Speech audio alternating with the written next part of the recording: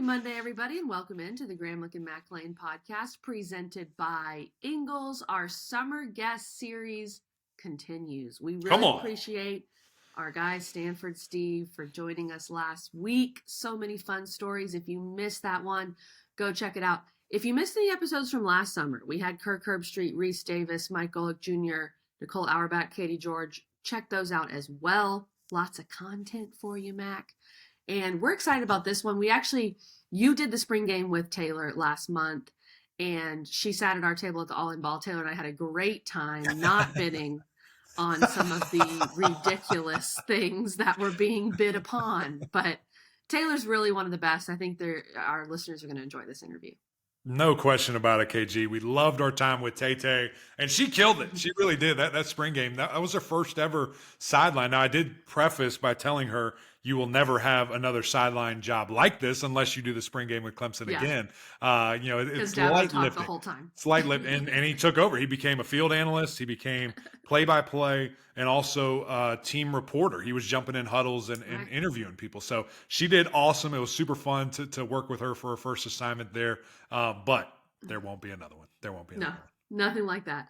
ACC fans should be very familiar with Taylor Tannebaum. She co-hosts ACCPM every afternoon from 4 to 7 p.m. on ACC Network with Mark Packer. She also serves as a studio host for ACC Network. She joined the network in August 2022 after spending the last 4 years as a sports reporter in Indianapolis. We talk about that, where she was the station's first female sports anchor when she was hired in 2018. Come on, kicking down walls. You love to see that. Prior to her time there, Taylor spent 2 years in Huntsville, Alabama. How'd she get to SEC country? We dive into that. We talk about that a little bit there, where she covered Alabama. She covered Auburn. She had a BCS national championship and a game where her alma mater plays against the team she's covering. What a dream. We talk about that as well. The playoff championship games that she's covered from 13 to 18. And, of course, is a native from Fort Lauderdale, Florida, where she earned her bachelor's degree in media production from the Florida State Seminoles. So a little bit of garnet and gold bias in this episode. But we jump into it. We converted her to a tiger. Let's get into this episode. Did you know that Ingles sells more organics than any other store? Or that they run their own dairy? Or that they only serve USDA choice and prime meat? Did you know that they have more local craft beer than any place else? Or that they have Energy Smart stores? Or that they professionally slice and package imported cheese from Europe? Did you know about their giant international aisle, local farm partnerships, curbside pickup, wine department? Or that they donate 3,956 meals a day to local food banks? Well, now you do. It's all in the bag. Ingles, low prices, love the savings. Taylor Tannebaum, hello. Welcome to the show. We are so glad to have you on today. And I just kind of want to start with, look, we're recording this in April. It's airing in May, just for some podcast magic. Have you been able to wind down a little? I know you were in Houston for the Final Four. You were with us in Greensboro for the ACC tournament and then all sorts of basketball stuff. I feel like I know the answer. The answer is probably no, but have you had any time to wind down with your crazy schedule? Ding, ding, ding, Kelly. Absolutely not. Because, but that's a beautiful thing, right? That means the ACC has a lot of good things going on in sports, which means we are employed, which means life is good. So we can't complain about that. But with that being said, people think there's an off season and I know, you guys pick up a bunch of things in between, but there really is no off season when you're on ACCPM, that's for sure. Because now it's softball, baseball, lacrosse mode, all the crazy transfer portal news that happens every day.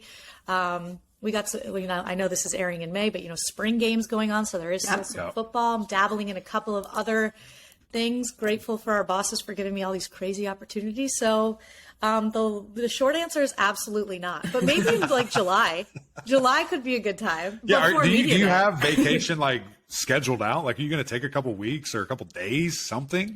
I think I'm going to attempt to do that. You have to. At some point I've heard here on ACC Network, we do a couple of weeks where we may have some days off during the summer. Yeah, so with that being said, just play the best stuff for a couple hours. There will be some cold drinks by the pool somewhere in the near future. Yes. There we go. And Kelly, you too, because maybe by the time this airs, we may have a drink in hand with baby in the other.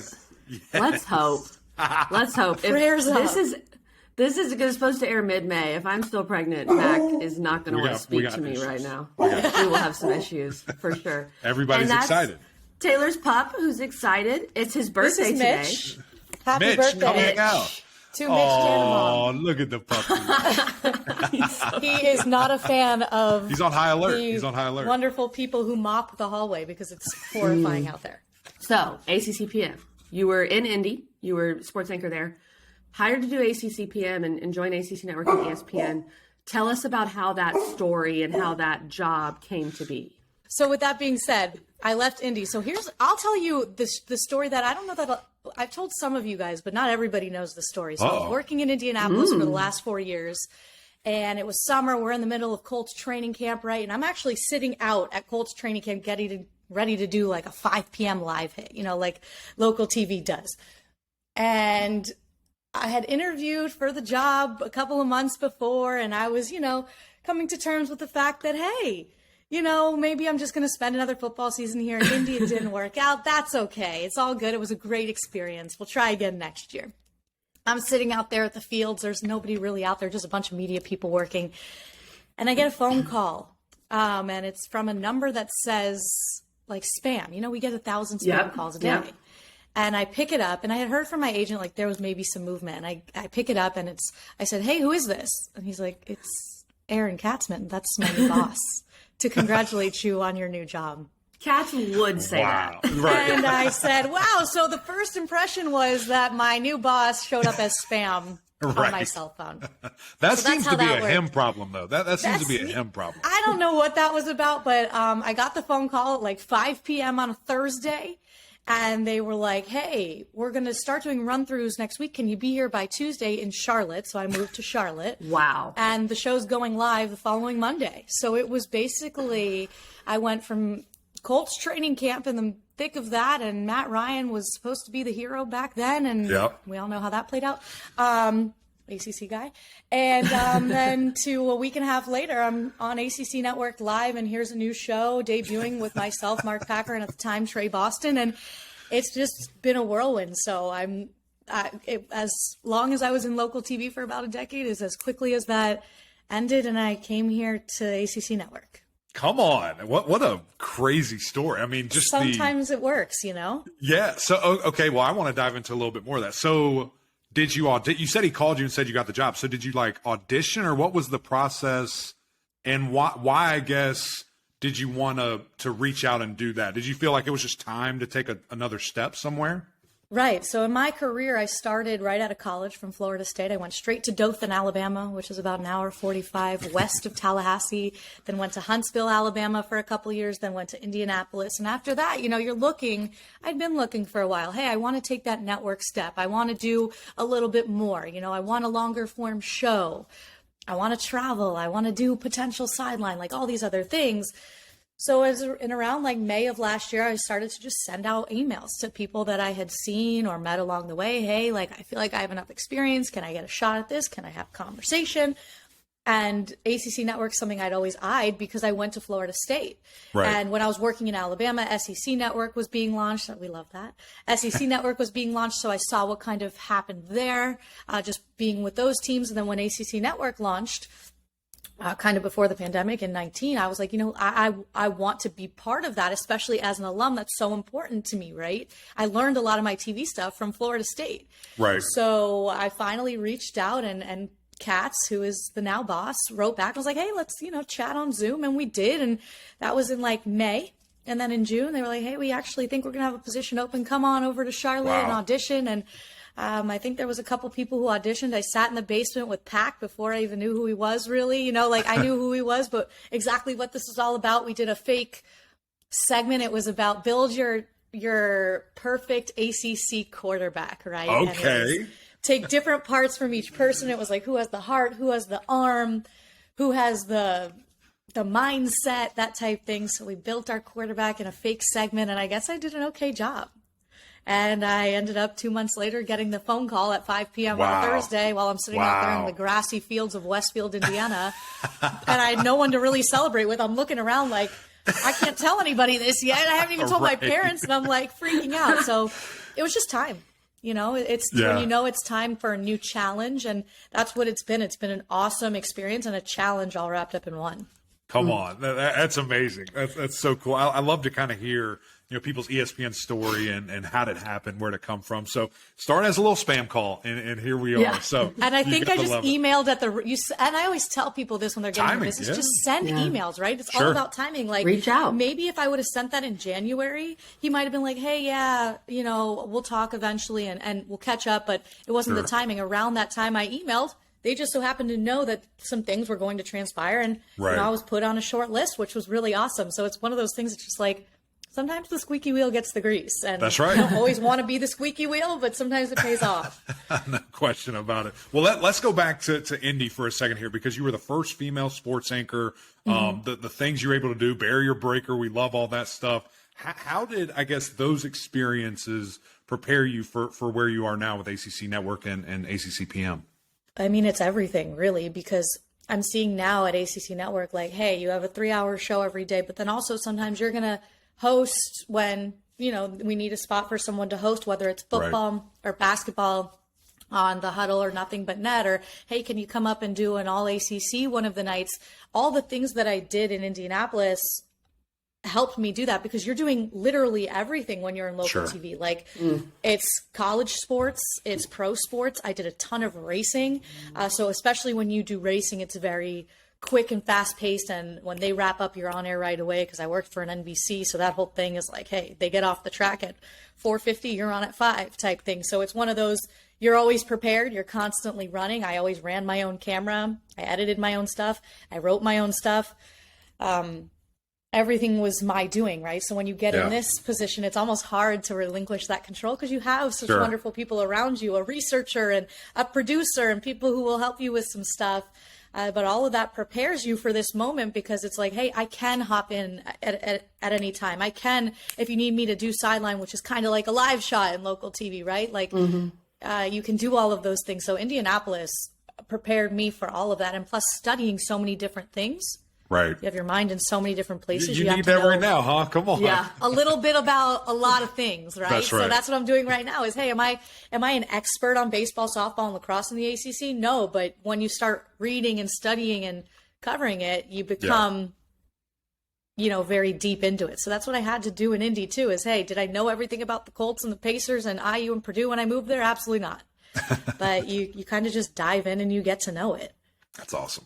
So you're waiting for the ACC to add racing, and then you'll be ready to go. I would listen. I am your correspondent right here, right now. I got you covered. Hopefully, in the month of May, I'll be in Indianapolis. I'm trying to go to the 500 as a fan for the first time, and not have to work it. But we'll see what happens with that. Who would win that? Who would be the best NASCAR ACC school?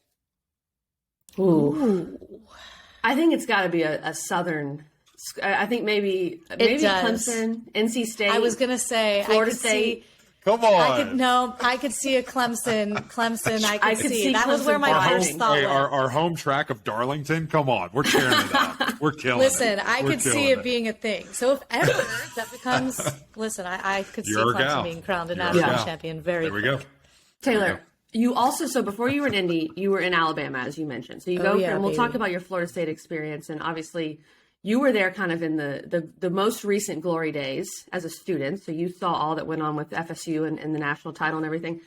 But when you were in Huntsville, so you go from Florida State to small town Alabama, which is Alabama, Auburn, people die over this rivalry, that kind of thing. Literally. Do you have any great stories that was kind of your welcome to Alabama moment? Okay. Well, first of all, you mentioned literally die over this.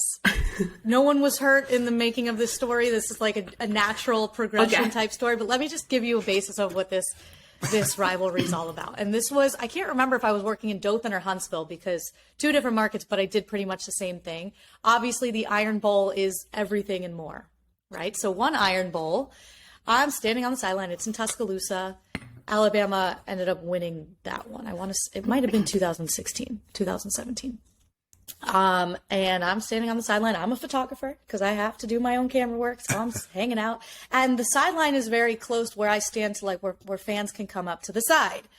So I'm standing there and a kid walks up to me and goes, hey, pulls out a plastic baggie. This is my grandfather's ashes. He's the biggest Alabama fan in the world and he wants to be laid here. And I was like, that's so cool. But like, can you not do it right now next to my feet? Like, I'm going to be standing here the whole game. Like, I don't want to step on your grandpa. Like, this is getting really weird. SOS. And he's like, but listen, he's telling me the story. It was really cool. Like, this is how much they care. Like, grandpa died. He wants his ashes to be spread at Bryant-Denny Stadium. Okay. And I'm like, I totally respect it. I look at the guy. I'm like, Alabama's losing right now. It was like 14-7 or something. Like, you cannot spread the ashes when Alabama's down. Like, this is just not okay. So we talk a little bit, and I guess I wasn't paying attention. You have to switch sides, you know, when touchdowns are happening. Like, I run to the other side, I come back, the ashes are strewn. Yep. We did it without my knowledge. So I come back, I'm like, oh my God, I'm going to have to do this with grandpa's ashes next to me the entire game. No way. But then the cool part of the story is, so I take a picture of it. It goes kind of viral on Twitter. It's this whole thing. So I end up getting a Facebook message from the guy. He ended up seeing the story was written that like somebody spread grandpa's ashes next to my feet at the game. And this is how much the rivalry means. And he messages me. He's like, thank you so much. This means so much. Like, my grandpa would have loved this. And it ended up being like a really cool story of just like how much they love their sports. But that was my like, it's just like very different there when it comes to that kind of stuff. But when I tell you I moved to Dothan, Alabama, and I was like, I'm from Fort Lauderdale, like very, you know, it's a big city. I was like, I cannot believe this, but it taught me like a slow paced lifestyle, and I actually loved it. Sure. And I miss it. And people were so kind, and the price to live there, I think about how much my rent cost, and I'm like, man, what I would do for that right now, living in Charlotte. But it was the best experience of my life, I would say. It was a bunch of 22, 23-year-old people trying to you know, break into the business, and we're all without our families, and then you just have a good time. You go to these small hole-in-the-wall bars on a Friday night after you cover football, and it was a good time. Wow. I knew you'd have a good story, but that story is amazing. I'd have to find that Facebook message. I would love to find that Facebook message because it was one of those things that I was like, there's no way this is happening right now. So Bama did win the game, right? Bama won the game, and the other part of this is like, he was confident. They snuck into the game with a Ziploc bag of ashes. Yeah, that's what's crazy. That's the crazy part. Like, forget the liquor. It's what They're Grandpa like, wanted, guys. It's what Grandpa wanted. So Grandpa's now resting in peace at Bryant-Denny Stadium and has had a front row seat to a lot of great dubs since then. That is amazing. Okay. Yes. Wow. That's the story I wanted. Okay. That about sums up college football, right? Yeah, that sums it up. Well, okay. Speaking of that, Florida State, you are a proud Nole. You're from Florida, as you said. Oh, yeah. And so let's just start with your experience there, and we can talk about, you know, being able to be a student during kind of the heyday. And you probably, you know, you probably watch Mac lose some games there, down there in Tallahassee. It's tough, I know. Only like one. 2014? Yeah. I wasn't there. See, she wasn't even there. She didn't even know. I was covering Florida State. So how about 15? Did you see that? How about that? Did you see that game? I was actually. I was in. Because that was the downfall. That's where it all started. That's where it started. 2014 was the last win, but that game, for Clemson fans, the 2014 is just a disaster. But I'm getting off track here, Taylor. What did your Florida State experience mean to you and help you get to where you are today? That's the question. So, first of all, I do want to say EJ Manuel is my quarterback. That is my quarterback. He's your QB. He's my quarterback QB. too, baby. Come on. That's our quarterback, but really my quarterback too, because when I was in college, that's who I was watching play QB, which is really cool now that we get to work with each other. We always had mutual friends, but never actually knew each other in college, which is very funny. So now, obviously, it's come completely full circle. But Florida State, obviously, some of the best times of my life. Football games, honestly, baseball games were always a ton of fun. Basketball was actually pretty fun back then.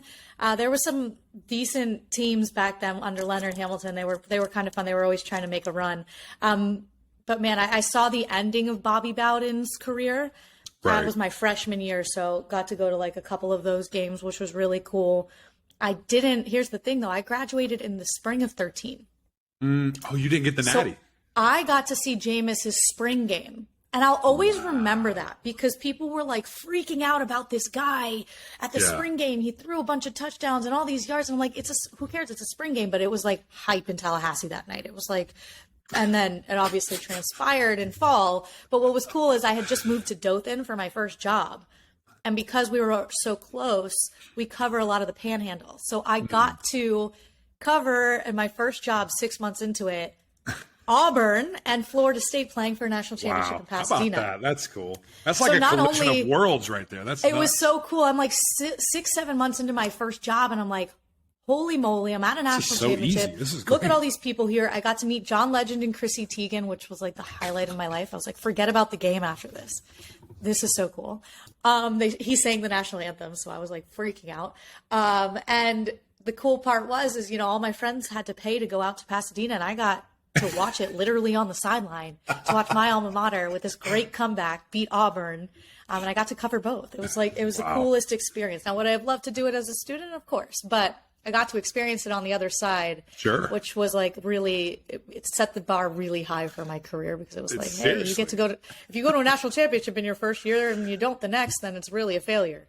You know what is nuts about that? That my story is the exact same, except that Clemson lost it. Because our first year on the network, Clemson goes to the Natty and runs into a buzzsaw, plays the best team ever in LSU. But that was the thing. It was like, your team's playing in a national championship. Like, this is work. What? This is crazy. And so the best. I totally relate with that. And I know that was special for you to be able to cover that and a team in Auburn that you probably covered all year. So that's where we thought, I could do this. I could do this forever. Right? This is so much fun. Let's stay in the FSU days, because, again, we talk about all those great football teams with EJ and winning, so many games. Really in 12, I mean, they were right there. I mean, if they didn't lose that game to it was NC State, y'all are probably in the Natty that year, which is crazy to think about how good they were. How close do you think FSU is to being back to that, to maybe the EJ era, to where maybe it can get to 13? I think they're there. Really? That's the thing, is I think that they're there to be able to do this year in and year out. Once you get there, right, the recruiting's never going to stop when you're Florida State, right? Once you get back up to that spot, it's easy to recruit at Florida State, because first of all, it's in Florida. Second of all, they have the best athletes in the state. Third of all, if you're winning, people want to go there. It's a brand. Now, when you've fallen off a little bit, it takes time to get back there. I think they're there.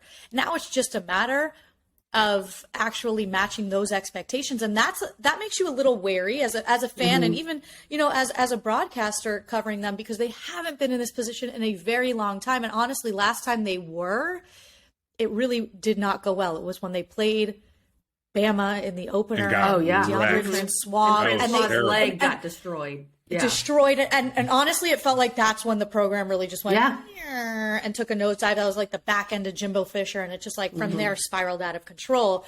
So it's one of those things. I think they're there. They're at that spot where the teams when I was in college were always competing. They were always right there. Maybe they weren't at a national championship level yet, but they were always in the mix, in the conversation, and at least in the conversation. We are now. And going into the season, they will arguably be a top 5 team. I think they'll be a top 5 team. I can't imagine with 87% of their production coming back, they're not going to be, and a Heisman potential at quarterback. I think they're there. It's just a matter of, hey, can you maintain that this year? And it worries me, because it's one of those things, they got here it sort of feels like almost rapidly under Norvell, even though it was a long time they've been out of the conversation. It feels like it got there, and it's like, what happens if you're not playing for a national championship this year? I hope people understand that getting to this point is a lot. And maybe even if you don't win it all this year, just to be back in this spot says a lot about where the program is, because of how far they fell off. Yeah. And that's what is so intriguing to me, because I think from an FSU like fans perspective, like you've just been wishing and praying for like, let's get back, not to just, those couple of years that y'all were in school and shortly thereafter, but like the 90s where they're just like, people forget so quick about stuff because it's all about what have you done lately.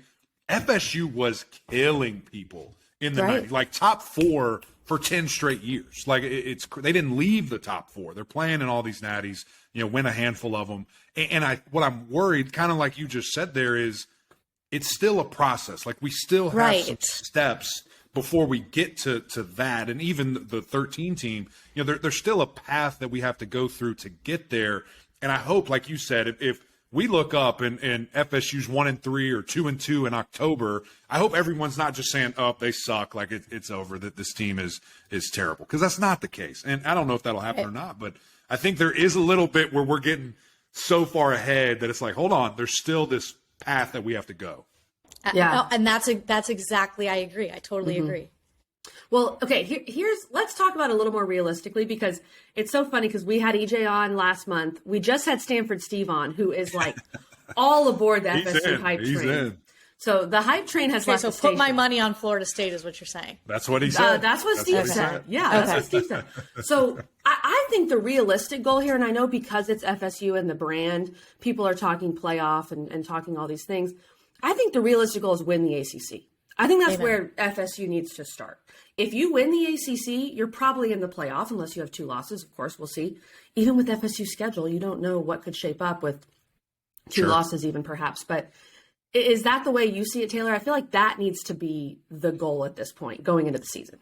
Well, I would agree with that. And also because you two sitting there as Clemson alum, like, I'm sorry to say, but you guys are still the standard. Like at the end of the day, we were talking about it in softball recently at Florida State and Clemson softball had a great top 10 showdown the other day, and Florida State goes there and Clemson's the higher ranked team and sweeps them because Florida State has been the standard of the league. And Clemson they've won natties. They've been the standard. Clemson, as great as they are in the couple of years that they've had a program, you still have to get over that hump, right? Exactly. You can be ranked higher than Florida State, but until you beat them, it's one of those things that's like, hey, remember who's still the boss. It feels very similar on the football side, but reverse roles in Clemson and Florida State. Like at the end of the day, Clemson has learned how to win.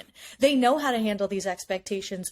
EMAC going through that, what that's like, and you have a process of how this goes. Florida State's learning that still. So until you take down the giant, you can't be talking that big picture. Like I would like to say, hey, I'd like to have both of Clemson and Florida State in a national championship picture, in a playoff situation. That would be awesome. But until you win an ACC championship, which is hard enough to do, and I think we forget that with Clemson winning 7 of the last 8, that's insane. Right. That is insane. I don't care what conference you're in. That is insane. Yeah. You have to do that before you walk, before you run, right? And that's how I feel the same way about Florida State and Clemson in this situation.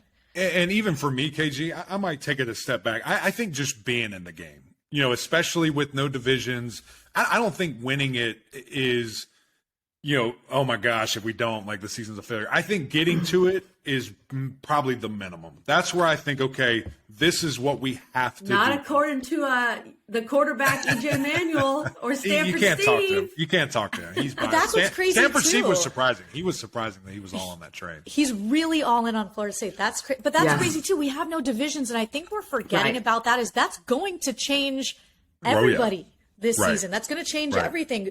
Certain teams had harder paths. Other teams had easier paths. You're going to realize, like, whoa, this is a completely different world in the ACC now, in my opinion.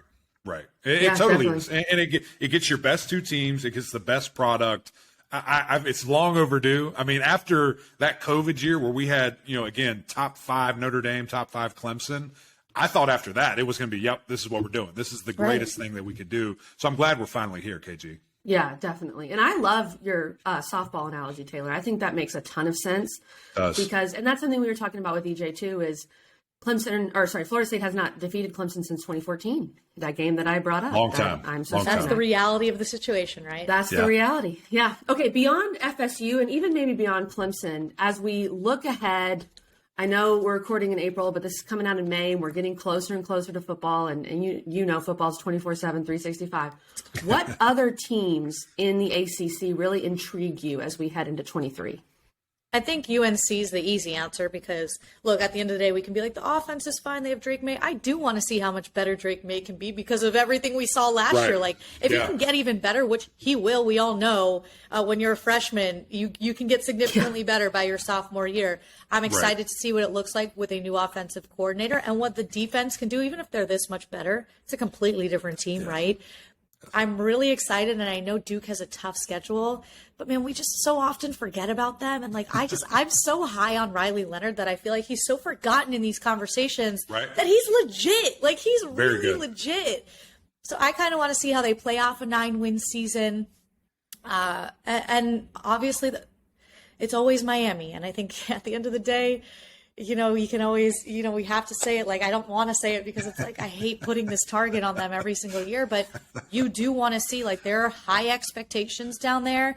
Yep. You have a good quarterback in Tyler Van Dyke. 5 wins just isn't cutting it. Like, you have to be better. So I want to see what genuine step they make this year. Do I think they're going to go to an ACC championship? That would be really cool if they do. I'm not going to put that expectation on them, but I would like to see some life out of a program that's expecting life out of the hires that they've made. Yes, 100%. And with Miami, it's funny you bring it up that way. I have, not to be super negative or rude, but it's just you got to prove it to me. I have zero expectation for Miami until I see it on the field. I think you're going to be a middle to bottom of the pack. I just think the ACC is getting better around you, and it's something where you really got to step up, and you just got to show me. You got to prove it. That you can win, and you have a team that can do it together. Be on the same page. Want to be there at Miami. We've heard all those different things coming out of that camp. So you're going to have to prove all of that to me.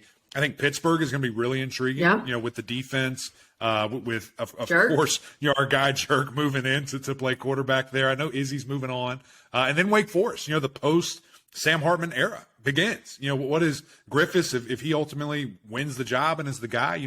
Wake Forest has been this model of consistency, throughout Clawson's time there. What are they able to do? Because I think the biggest knock, and Taylor, you tell me, because you have been a little bit more of an outsider for a handful of these years. Not being, you were necessarily spreading in ashes the ACC. in Bryant-Denny. Yeah, you're spreading ashes in SEC country. I think the biggest knock on the ACC has been there's no second tier. Like it's either FSU or Clemson and then a random Pittsburgh or somebody maybe. And then it's this drop off to a tier 3. Like there is no, significant, consistent tier 2 like maybe there is in other conferences. Is that maybe why, we see maybe a little bit of lack of respect there?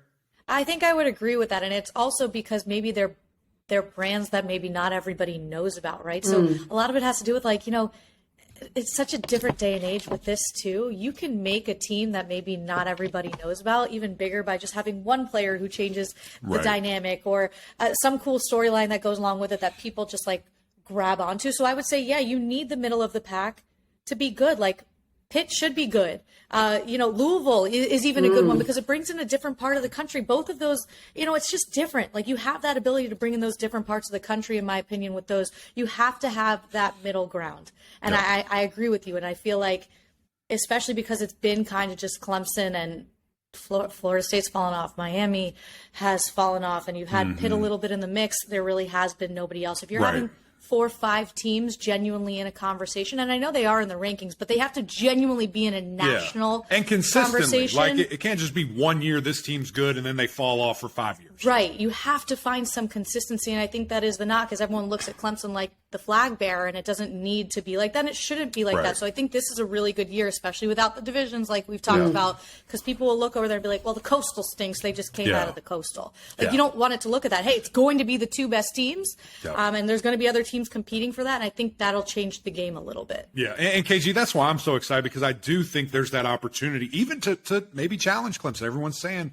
FSU's the favorite. So will there be, that really solid upper middle tier that when they play out of conference games, they're winning. When they get into these bowl games, they're winning. That's the biggest key. And I know Pax says this all the time, Taylor, but when you go play a Big Ten team, when you go play an SEC team and you're in the ACC, you got to win. That's how you change the narrative. Just go get a dub, KG. You're exactly right. I'm so pumped for this football season. I think it's going to be great.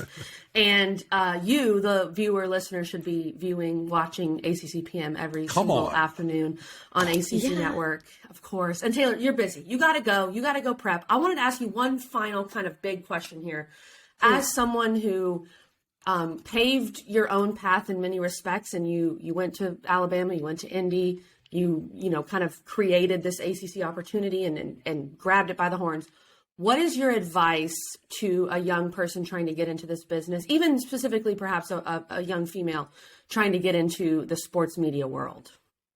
Especially as a female, because I know you can attest to this, and especially like I just mentioned, social media has changed the game and everything. You cannot compare yourself to other people. That is like the biggest piece of advice that I can give. And that's really anything in life, but especially in this TV business where it is so competitive. Your journey is your journey. It took me a decade to get here, and there's going to be people where it takes 2 years for them to get here. Kelly, you played basketball. Mac, you played football. For me, I didn't play any of those things. So, I'm not going to get certain opportunities that other people get, and I will get opportunities that other people won't get. You have to be satisfied where your feet are and understand that your time will come, right? Everybody's journey is different. And that's always my biggest piece of advice is stop comparing yourself, because the more you do that, the more you take away from your own journey. And looking back, I wish I did enjoy it a little bit more in certain places, because you're always looking ahead. But just trust the process, because if you're good enough and you believe in yourself and you show that on TV and in any aspect of your life, you'll get to where you need to be. That's awesome. Guys, so true too, especially in our world. And when it's either on TV or it's on social media, you're seeing all these people and all these great things, but also remember, people aren't posting the bad stuff. Like we don't post the struggles. All right. So just remember that. Taylor, this was so much fun. Really appreciate your time. You're a busy woman. Again, this has already happened when people see this, but I cannot wait for this weekend. We're going to have so much fun. We're going to kill it. And your first sideline gig. Let's go.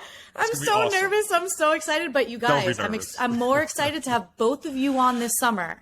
On ACCPM, because look, it's a dueling race right now for everyone listening. As of right now, this recording, Kelly has the lead on EMAC for most appearances on ACCPM. So we'll see how this transpires throughout the summer. And we're going to hopefully have baby guests on too, both of you. Yes. Yeah. And Taylor, introduce them. Don't let me having a baby deter you from reaching out. Like if it needs to be in the hospital, I mean, I will do whatever it takes to be Mac. So you just let me know.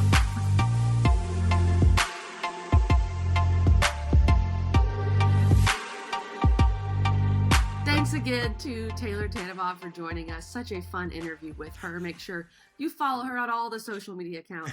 And we got to get out of here because Amelia just rolled. She's still rolling. She's going Max front to back to that. Front. I gotta go. Taylor, thanks for joining us.